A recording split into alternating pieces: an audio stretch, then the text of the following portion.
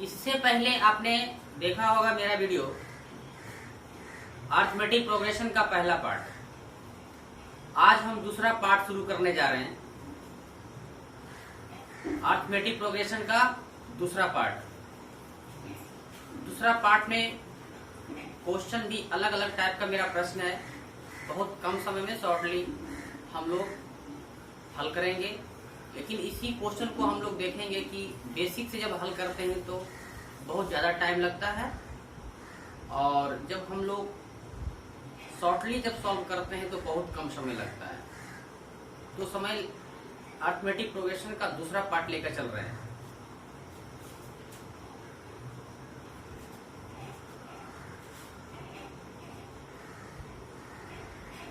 Part second, arithmetic progression.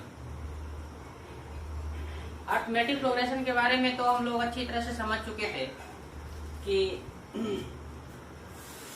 जब कोई एक ऐसा सीरीज रहता है जिसमें समान अंतर, जैसे 5, 7, 9, 11, 13, तो यहाँ पर हर दूसरे पद को पहले पद से जब घटाते हैं अंतर समान होना चाहिए। अगले वाले पद को हम पहले वाले पद से जब घटाते हैं तो अंतर समान होना चाहिए। हर जगह ये इसमें देखा जा रहा है कि मेरा अंतर समान है। तो यह जो सीक्वेंस लिखा हुआ, यह अनुक्रम जो लिखा हुआ है, यह एपी में। तो ये सब चीज मैंने पार्ट 1 में ही बता दिया था। अब हम पार्ट 2 में किस टाइप का क्वेश्चन रहेगा, कैसे हम लोग हल करेंगे, उसको देखना है।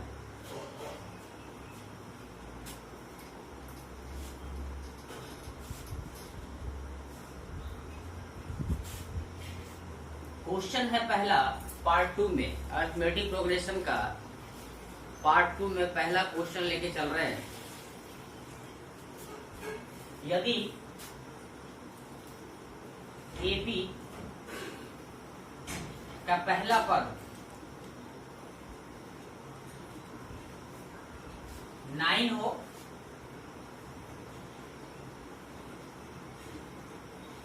और शार्प अंतर, जिसको हम लोग छोटी डी से डिनोट्स करते हैं, वह दिया है 5,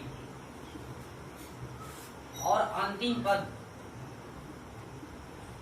इसको हम लोग TN से भी लेते हैं या छोटी l से, ये दिया हुआ है 209। तो बोलता है कि नंबर ऑफ टर्म क्या होगा,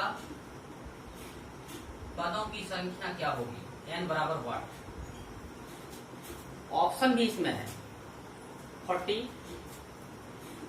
41, 42 और 43, ये 4 ऑप्शन है।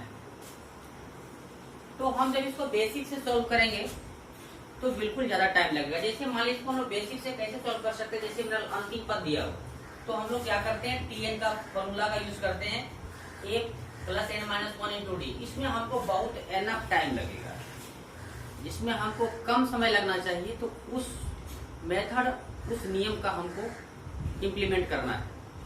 तो इसी को हम कम समय में कैसे सॉल्व कर सकते हैं, जिसमें कि मेरा बहुत ही कम समय। देखिए,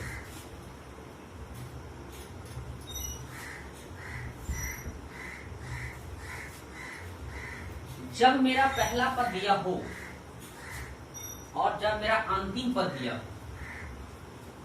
नंबर ऑफ टर्म निकालने के लिए बस एक ही रूल का हम यूज करेंगे, एक ही नियम का हम इम्प्लीमेंट करेंगे। वो कौन सा है कि जब पहला टर्म और अंतिम टर्म दिया रहे तो उसको देखना है।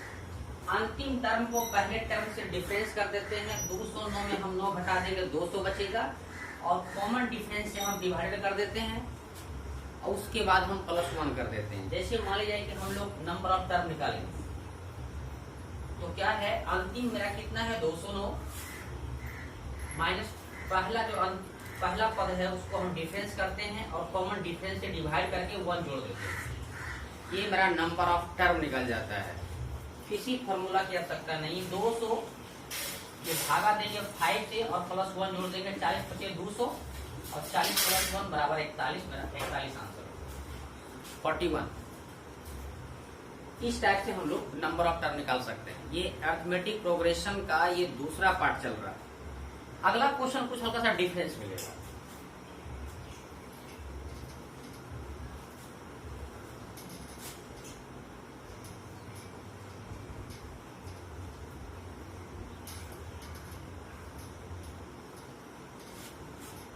दूसरा सवाल क्या है कि किसी एपी का शार्प अंतर, इसको कॉमन डिफरेंस बोलते हैं, और गुणोत्तर श्रेणी में हम लोग उसको कॉमन रेशियो बोलते हैं, शार्प अनुपात। किसी एपी का शार्प अंतर मतलब डी 4 दिया हो और 11वां पद, अभी पर क्वेश्चन ही चेंज हो गया, 11वां पद है 12, तो फर्स्ट टर्म पूछता है क्या होगा, व्हाट। यदि इसको हम लोग निकालने का तरीका शॉर्ट टाइम में अगर नहीं जानते हैं तो बेसिक से सॉल्व करते हैं, क्योंकि जब ये 11वां पद दिया, इसका मतलब मेरा लास्ट पद दिया हुआ है, तो टी एन बराबर A plus N minus 1 into D का फॉर्मूला यूज करके इसको हम लोग सॉल्व करते हैं, तो बहुत टाइम ज्यादा लेगा। तो सब का रूल का यूज यहाँ पर नहीं करना, हमको जितना कम समय में है। इसका ऑप्शन है -24, -24, -26, -27 और -28, ये मेरा दिया हुआ है। तो जब मेरा लास्ट 11वां पद दिया हुआ है, अब की बार मेरा कॉमन डिफरेंस दिया हुआ है, अब की बार फर्स्ट टर्म का था निकालने के लिए, तो जो मेरा लास्ट में पद है सबसे पहले उसको उठाएंगे, उठा लिए, उसको सब्ट्रैक्शन का सिंबल देंगे। उसके बाद मेरा क्या है, कॉमन डिफरेंस कितना है, मेरा 4 है, तो 4 को हम मल्टीप्लाइकेशन करेंगे किससे, जो 11वां पद है इसमें से हमेशा एक घटाने का काम करें, 10 से मल्टीप्लाइकेशन करेंगे। 12 माइनस 10 चौक 40, तो कितना आ गया, -28। इसका मतलब है कि मेरा जो पहला पद होगा वह -28 होगा।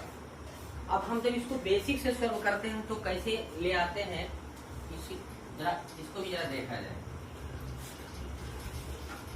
कैसे सॉल्व करते हैं इसको, बेसिक से कैसे सॉल्व करते हैं। वही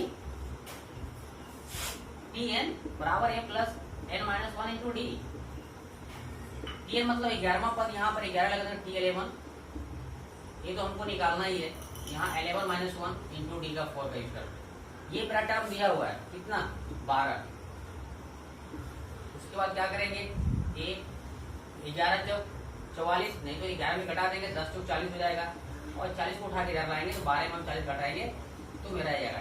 ये मेरा 3 स्टेप, 4 स्टेप, 5 स्टेप जो हम लोग कर रहे हैं, इसको करने की कोई जरूरत नहीं है, बस ये मेथड का यूज करना है, जो कि जो मेरा लास्ट टर्म दिया हुआ है उसमें सब्ट्रैक्शन का सिंबल देंगे और कॉमन डिफरेंस को मल्टीप्लाइकेशन कर देंगे, किससे, जो टर्म दिया हुआ उसमें से घटा देंगे। 11वां टर्म दिया हुआ 11 में घटा देंगे तो 10 से मल्टीप्लाइकेशन करके हम निकाल सकते हैं पहला टर्म, 10 चौक 40 माइनस 8 28, ऐसे निकाल सकते हैं।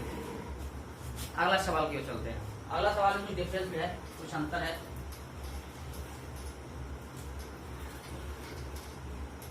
पहला पार्ट कल हम क्लियर कर दिए थे, आज दूसरा पार्ट चल रहा है। दूसरा पार्ट में विभिन्न प्रकार के प्रश्न मिलेंगे। चलिए अगला प्रश्न, अगला सवाल क्या है, नेक्स्ट क्वेश्चन। किसी एपी का 5वां पद, एपी में है कोई सीक्वेंस, उसका 5वां पद है, 5वें पद का वैल्यू क्या दिया हुआ है, 43। उसके बाद क्या है, 9वें पद का, 9वें पद का वैल्यू क्या है, 79। तो क्या पूछता है, T1 यानी ए का मान पूछता है और कॉमन डिफरेंस का मान पूछता है। आपकी बार दोनों में से कोई चीज दिया हुआ नहीं है, केवल 5वां पद दिया हुआ और 9वां पद दिया हुआ, ना तो फर्स्ट टर्म दिया हुआ है और ना तो कॉमन डिफरेंस दिया हुआ है। तो कैसे निकालेंगे इसको, अगर हम बेसिक से अगर सॉल्व करते हैं तो मेरा 2 इक्वेशन तैयार होता है, 2 इक्वेशन तैयार होता है। दोनों इक्वेशन को हम सॉल्व करते हैं तो मेरा ए या डी का वैल्यू निकलेगा, फिर ए या डी का वैल्यू में से किसी समीकरण 1 में पुट करते हैं तो मेरा दोनों में से किसी एक का वैल्यू निकलेगा। तो दो समीकरण तैयार होगा, समीकरण को हल करेंगे तो वैल्यू निकलेगा, ये बहुत काफी टाइम हमको लगेगा। इसको हम लोग ए और डी का मान कैसे निकालते हैं, मात्र 2-3 सेकंड में हम लोग निकालेंगे। बहुत बड़ा क्वेश्चन जब बनता है, जब बेसिक से इसको हम लोग सॉल्व करते हैं तो एपी में दिया हुआ है ये, तो इसको हम लोग सॉल्व करते हैं कैसे। जब ए और डी का मान अगर निकालना हो तो सबसे पहले क्या करेंगे, ए का मान भी पूछ रहा है और डी का मान भी पूछ रहा है, तो हम लोग क्या करेंगे, पांचवा पद दिया हुआ है और नौवां पद दिया हुआ है, तो 5 में से एक ऐसे टेक्निक का यूज करना है कि 5 दिया हुआ है, जितना भी पद का वैल्यू दिया हुआ है, अगर यहाँ 10वां पद दिया रहे तो वही काम करेंगे, यहाँ 12वां पद दिया हो तो वही काम करेंगे। सारे प्रॉब्लम में इस टाइप का अगर रहेगा तो उसमें इम्प्लीमेंट होगा। अगर 5वां पद दिया हुआ तो यहाँ पर से 5 में से 1 घटा देंगे तो 4 हो गया, और यहाँ 9 दिया हुआ, 9 में 1 घटा देंगे तो 8 हो जाएगा। बिल्कुल। उसके बाद क्या करेंगे, आप एक लकीर ऐसे खींच देंगे, कहीं कोई इक्वेशन नहीं है कि दोनों इधर का डिफरेंस कर देंगे, इधर का भी अंतर कर देंगे, यानी घटा देंगे। ऐसे जो सिचुएशन कर रहे हैं, ऐसा सिचुएशन में हमेशा डी का वैल्यू निकलता है, कॉमन डिफरेंस का। तो 4 में अगर हम 8 घटाएंगे तो -4 आएगा, और 43 में 79 को अगर सब्ट्रैक्शन करेंगे तो क्या आ सकता है, 9 में 3 गया 6 और 7 में 4 गया 3, यानी -36। यहाँ से बोल रहे थे कि ऐसा सिचुएशन जब करेंगे, ऐसा स्थिति जब मेरा आएगा तो हमेशा डी का वैल्यू निकलता है। तो 4 से काट देंगे, 4 9 36, इसका मतलब यहाँ सिचुएशन मेरा क्या आ गया, मेरा डी का वैल्यू 9 है। ना तो कोई इक्वेशन मेरा तैयार हुआ, ना तो कोई फॉर्मूला का यूज हुआ। ऐसा सिचुएशन में अगर इस टाइप का कोई भी प्रश्न रहा तो मेरा सबसे पहला ऐसा स्थिति जब करेंगे, मेरा डी का वैल्यू निकल गया। अब जब डी का वैल्यू निकल गया तो हमारा फर्स्ट टर्म भी निकाल सकते हैं। जब इससे पहले मैंने बताया था कि फर्स्ट टर्म कैसे निकाल सकते हैं, तो डी का वैल्यू निकल गया तो फर्स्ट टर्म निकालने के लिए क्या बताए थे कि जो लास्ट टर्म अगर दिया हुआ 43, तो 43 में सब्ट्रैक्शन करेंगे। इससे पहले अभी बताए थे 43 और माइनस कॉमन डिफरेंस को मल्टीप्लीकेशन करेंगे किससे, तो जो यहाँ पर 5 है तो 5 में घटाए थे 4 से मल्टीप्लीकेशन कर देंगे, तो 43 में घटा 9 चौक 36, इसका मतलब कितना हो गया 7। इसका मतलब मेरा पहला टर्म क्या हो गया 7। 43 से किए तो 7 आया, अगर 79 से भी करेंगे तो 7 आएगा। देखिए कैसे आता है 7 79 से। पहले 79 लिखेंगे, फर्स्ट टर्म निकालने के लिए क्या करते हैं, जो लास्ट टर्म उसको उठाते हैं, जहां सब्ट्रैक्शन का सिंबल देते हैं, और कॉमन डिफरेंस को मल्टीप्लीकेशन किससे करेंगे, ये नम्मा पद या 9 में घटाने का काम करते हैं, उससे हम मल्टीप्लीकेशन करते हैं। इसका मतलब कितना हो गया 79 और 72, 79 में 72 घटा 7, इसका मतलब मेरा दोनों स्थिति से मेरा पहला टर्म बिल्कुल निकल गया और कॉमन डिफरेंस भी मेरा निकल गया। अब हम अगले सवाल की ओर चलते हैं। इस टाइप का अगर सवाल रहता है तो बिल्कुल इस टाइप से हम लोग हल करते हैं।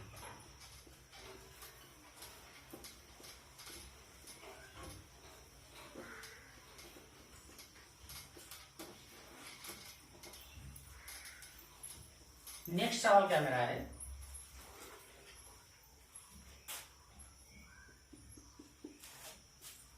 अगला है कि 3 अंकों वाली कितनी ऐसी संख्याएं होगी जो 7 से पूर्णतः विभाज्य होगी। ये मेरा अरिथमेटिक प्रोग्रेशन का चल रहा है, समांतर श्रेणी के तरीके से इसको सॉल्व कराएंगे। अगर दूसरे तरीके से सॉल्व कराएंगे तो वो भी निकल सकता है। 3 अंकों की संख्या अगर हम लोग निकालते हैं, 3 अंकों की बड़ी संख्या में 2 अंकों की बड़ी संख्या घटा देते हैं। 4 अंकों की कुल संख्या निकालते हैं तो 4 अंकों की बड़ी संख्या में 3 अंकों की बड़ी संख्या घटा देते हैं। 6 अंकों की कुल संख्या निकालते हैं तो 6 अंकों की बड़ी संख्या में 5 अंकों की बड़ी संख्या घटा देते हैं। उसमें 7 से डिवाइड कर देंगे, मेरा नंबर निकल जाएगा, वो भी आंसर आ सकता है। लेकिन मेरा चल रहा है अरिथमेटिक प्रोग्रेशन का चैप्टर, उसको हम लोग इस चैप्टर से और एपी से हम लोग कैसे फाइंड कर सकते हैं। 3 अंकों की कुल संख्या है, स्टार्टिंग कहां से होता है 100 से, लेकिन मेरा विभाज्य का रहा है 7 से होना चाहिए। 3 अंकों की संख्या ऐसी होनी चाहिए, शुरुआत करना चाहिए। इसका सीक्वेंस अभी हम नहीं बना रहे हैं, लेकिन देख रहे हैं कहाँ सीक्वेंस बनेगा इसका। 100, 101, 102, 103, 104, 105। 7 से विभाज्यता का क्या नियम है? 7 से विभाज्यता का नियम है कि अगर कोई 3 अंकों की कोई संख्या है तो लास्ट अंक में हम 2 से मल्टीप्लीकेशन करके बाकी नंबर में सब्ट्रैक्शन कर देते हैं, और जो भी सब्ट्रैक्शन करके आता है वह 7 का पहाड़ आना चाहिए। जैसे मान लिया जाए कि यहाँ पर 7 में तो 7 के पहाड़ में 100 भी नहीं आता है, 101 भी नहीं आता है, 102 भी नहीं, 103 भी नहीं, 104 भी नहीं, क्योंकि 4 दूनी 8 करेंगे घटाएंगे तो मेरा 2 आएगा, क्योंकि 7 के पहाड़ में 2 आता नहीं है। यहाँ पर करेंगे 5 में अगर हम 2 घटाएंगे कितना हो गया, 5 दूनी 10, और 10 में 10 घटाएंगे तो कितना आएगा, 0।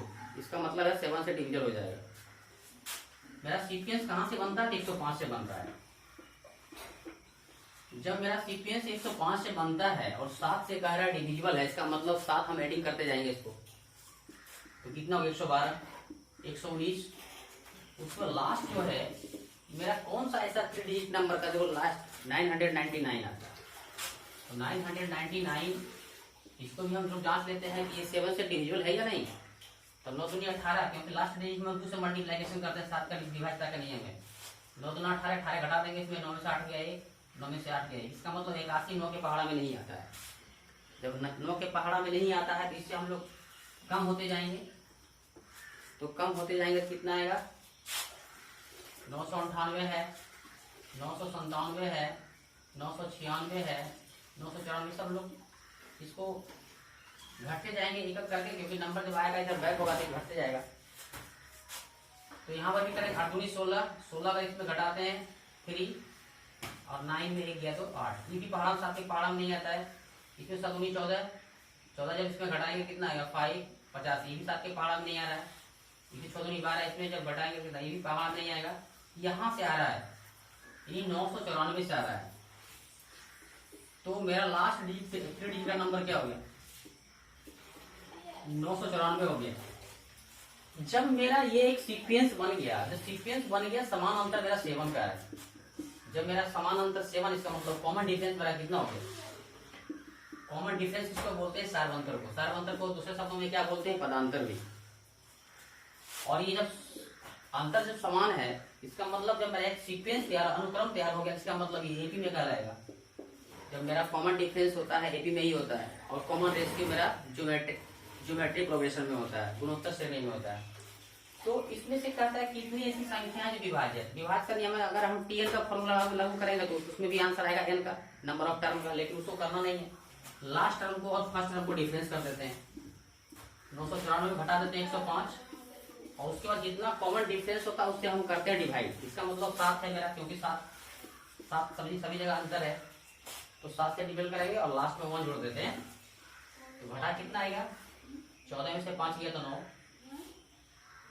8 हो गया यहाँ पर, और 9 में से 1 गया 8, 7 कहीं 7, 7 दूनी 14, और 7 7 49, 127 में जोड़ते हैं हम 128। 128 संख्या जो होगी वह 3 अंकों की ऐसी संख्या होगी, जो 128 संख्या होगी वह बिल्कुल 7 से परफेक्टली डिविजिबल होगी।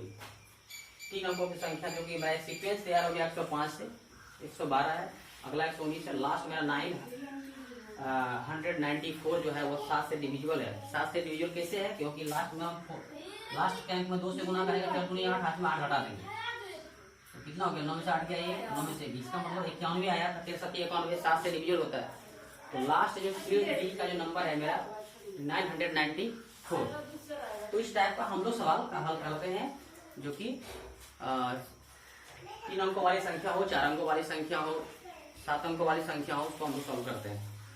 अगला मेरा प्रश्न क्या है, जो कि इससे बिल्कुल भिन्न है।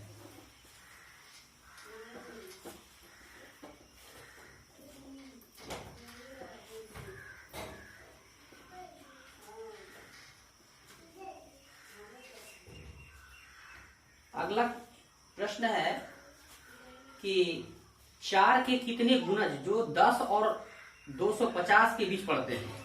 क्वेश्चन बिल्कुल आपकी बार अलग हो गया। 4 के कितने गुणज, एक शब्द आया है गुणज, गुणज का अंग्रेजी मल्टीप्लाई होता है। गुणज को दूसरे शब्दों में हम लोग अपवर्त भी बोलते हैं। दूसरे शब्दों में अगर कुछ भी नहीं समझ में आए तो पहाड़ा बोलते हैं। किसी भी संख्या का पहाड़ा गुणज कहलाता है, अपवर्त कहलाता है। तो 4 के कितने गुणज ऐसे हैं जो कि 10 और 250 के बीच पड़ते हैं?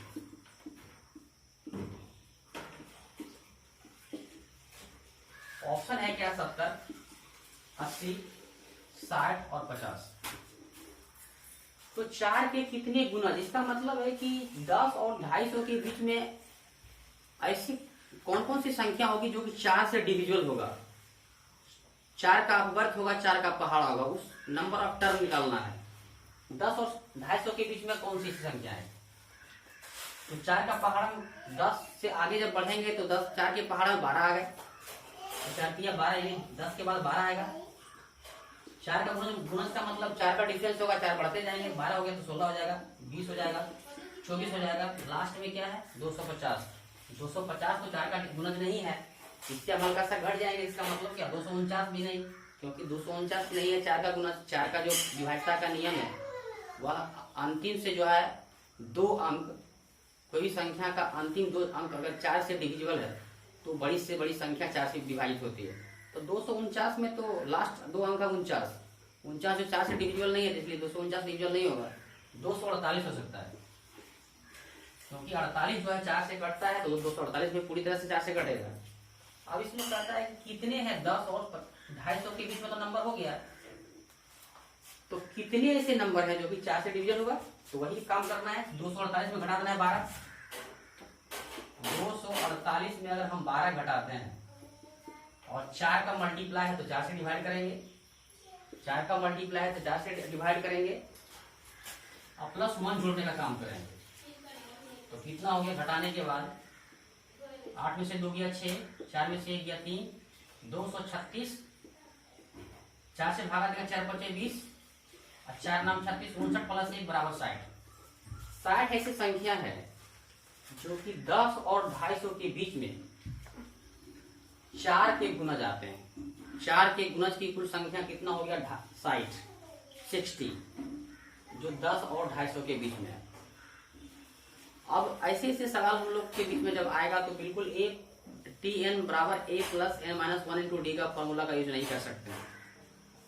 तो क्या कर सकते हैं? बस ये शॉर्ट नियम का यूज कर सकते हैं। अगला सवाल जो चलते हैं, फिर नेक्स्ट क्या है, फिर हल्का सा इससे बिल्कुल डिफरेंट सवाल मिल रहा है। ये अरिथमेटिक प्रोग्रेशन का दूसरा पार्ट है। पहला पार्ट कल बिल्कुल इससे पहले चलाया गया था, अरिथमेटिक प्रोग्रेशन का पहला पार्ट। अब की बात अगला सवाल क्या है, बस बिल्कुल भिन्न है। To find the sum of n term of an arithmetic progression. आपकी बार n टर्म का जो है सम निकालना है। अभी तक तो हम लोग नंबर ऑफ टर्म निकाले कितना है, आपकी बार उसका सम निकालना है। जैसे एपी का सीक्वेंस में अगर हम लोग दिया था 1 + 2 + 3 + 4 डॉट डॉट ये 100, हम लोग भी पहले बनाए थे कि नेचुरल नंबर का जब हम योगफल निकालते हैं, सम निकालते हैं, तो n × n + 1/2 का फॉर्मूला का यूज करते हैं। उसके बाद अगर हम लोग अरिथमेटिक प्रोग्रेशन में चलते हैं तो कुछ अलग से होता है। इसमें भी कई तरीका है निकालने का। 1 + 2 + 3 + 4 मतलब 1 का डिफरेंस है, 2 में 1 घटाएंगे 1, 3 में 2 घटाएंगे 1, +1 आ रहा है। तो हम किसी भी एपी में अगर सम निकालते हैं, किसी भी सीक्वेंस का अगर निकालते हैं, तो हम लोग क्या करते हैं, Sn = n/2 × 2a + n - 1 × d का फॉर्मूला का यूज करते हैं। ये फॉर्मूला का यूज नहीं भी करेंगे तब भी मेरा आंसर आएगा किसी भी सीक्वेंस का। कैसे आएगा उसको देखना है।